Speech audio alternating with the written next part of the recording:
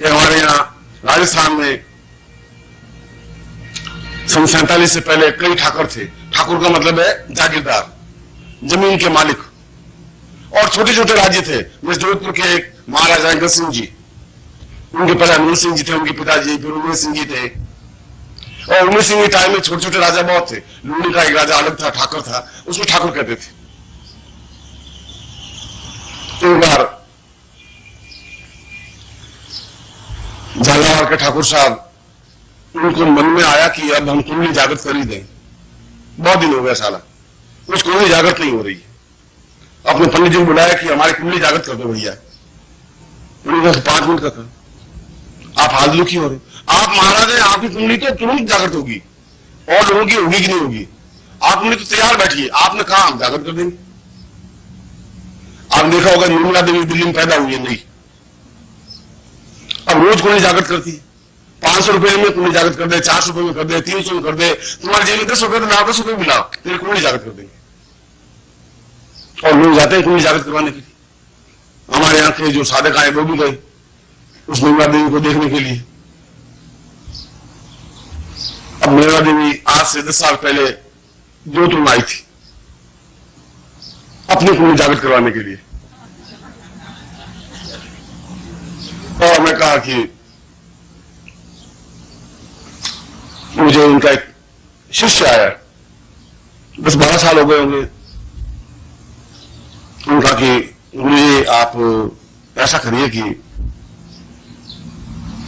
हमारे गुरुजी हैं, उनसे आप मिल लीजिए, और वो आपसे मिलना चाहती हैं। मुझे कोई औरत है तो मुझे बुला लीजिए, बात कर लेते हैं। उनका नहीं, आप अगर बहुत मेहरबानी होगी, अगर आप चले, सूरज के पास में एक जगह है कच्छ में, और समुद्र का किनारा, समुद्र के पास में समुद्र का किनारा है, वहां पर गुरुजी है। मैंने एक क्षण में सोचा, मैं अहमदाबाद में कोई काम से जाना ही है, अहमदाबाद से कार से समुद्र चले जाएंगे और गुरुजी को देख ले। नहीं, अहमदाबाद का टिकट का खर्चा घर का लगेगा, लगा दे, इसका देखा जाएगा। तो निर्मला देवी को देख लेते। वहां हवाई जहाज से चले गए अहमदाबाद तक। वहां से वो भगवान कपड़े पहना हुआ और एकदम मोटा सा आदमी जो यहाँ आया था, वो कार लेकर के आया, बैठ गए, और सूरत के आगे वो समुद्र से 2 किलोमीटर समुद्र का किनारा है, वहां पर एक कच्छ के महाराजा का एक मकान बना हुआ भवन, वहां ले गए, बिठा दिया। हमें दोपहर को 12 बजे करीब पहुंचे, बैठ गए। 15-20 मिनट बाद एक दासी आई, सफेद जक कपड़े पहने हुए, 17-18 साल की, और आकर के काजू रख के चली गई। चलिए गुरुजी कुछ काजू वाजू अपने खाएं तो निर्मला देवी आई जाएगी। फिर दूसरी आई दासी, बादाम रख के चली गई। फिर तीसरी आई, दूध का गिलास रख के चली गई। मैंने कहा ये तो सब सही है, तुम्हारी निर्मला देवी कहाँ है? हम तो उनको देखने के लिए आए, अभी काजू वाजू बाद में देख लेंगे। तो नहीं, ऐसा मत कहिए, आपसे मिलना चाहते हैं। खैर 5-10-15 मिनट में निर्मला देवी आई, आकर के एक आसन पर बैठ गई। अपन बैठे हुए थे आसन पर। उन्होंने नाम सुन रखा था, ज्योतिष के क्षेत्र में भी और तंत्र के क्षेत्र में भी। अपने दासियों को या अपने शिष्यों को कहा कि उसे बाहर निकल गई, दरवाजा बंद कर दिया। उनका पढ़ाई व्यक्ति कोई गुजरात में बैठे हुए, गुजरात में तो 2 मिनट में आदमी गुरुओं को बदनाम 2 मिनट में करते हैं। गुजरात का धर्म यही है, जो गुरु पैदा उसको बदनाम करना। मेरा सारा यहाँ आएगा, गड़बड़ पैदा हो जाएगी। मैं थोड़ा दरवाजा खुला रख, तो नहीं घुसती। हनुमान जी का नाम जपा, जय हनुमान ज्ञान गुण सागर, जय कपीर सिंह।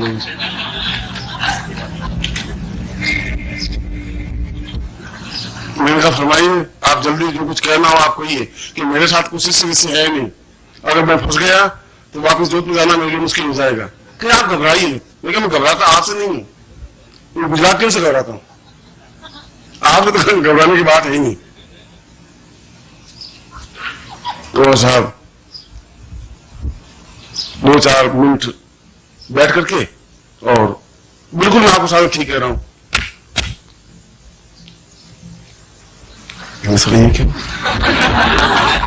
हिमालय में साधनाएं बहुत की, तंत्र साधनाएं बहुत की, 8 योग किया, सहज योग किया, साला ये नई चक्र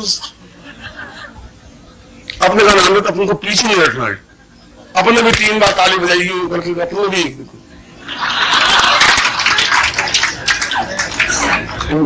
हाँ मैंने कहा हाँ, और वो समझ रही है कि मैंने कुछ किया नहीं। अपने को मालूम ये तो हाथ के इशारे है, भगवान ने क्या है, अपने भी हाथ के साथ ठोक दिए। अब वो समझी कि ये हठयोग की कोई खास चाल होगी, मैं समझ रहा कि ये इसकी कोई चाल है सर।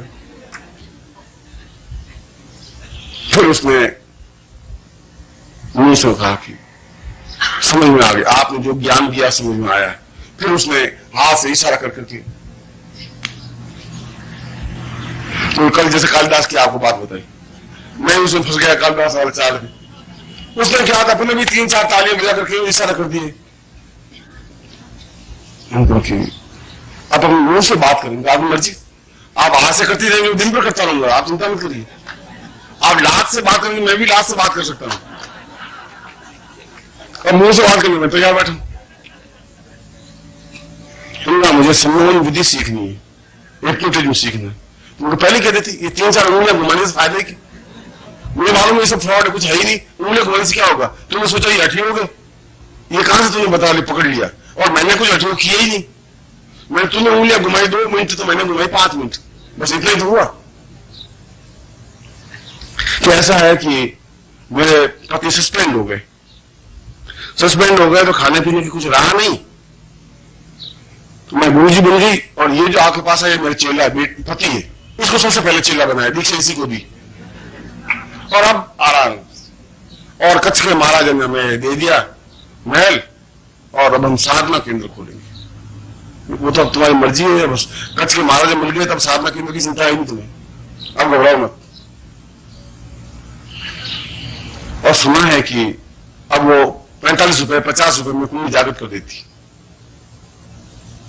अब तुम्हारे कुंडली जागृत करवानी हो तो जा सकते हैं, जो कुछ जेब में पैसे हो आपकी कुंडली जागृत हो जाएगी।